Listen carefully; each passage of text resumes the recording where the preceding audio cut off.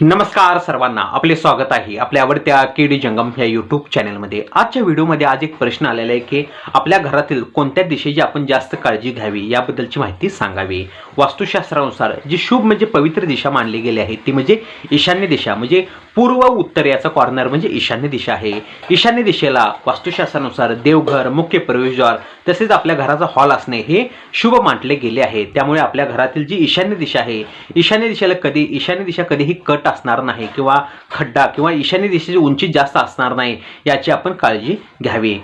तसेच ईशान्य दिशेला आपण वास्तुशास्त्रानुसार आपले सेफ्टी टँक म्हणजे संडाची टाकी व टॉयलेट, घाण, कचरा इत्यादी प्रकारची ज्या गोष्टी किंवा इत्यादी प्रकारची रचना ही ईशान्य दिशेला येणार नाही याची आपण काळजी घ्यावी। त्यामुळे आपण आपल्या घरातील जी शुभ दिशा मानली गेली आहे ती म्हणजे ईशान्य दिशा ही स्वच्छ व व्यवस्थित ठेवावी, या दिशेची आपण जास्तीत जास्त काळजी घ्यावी। व्हिडिओ पाहिल्याबद्दल आभार, धन्यवाद।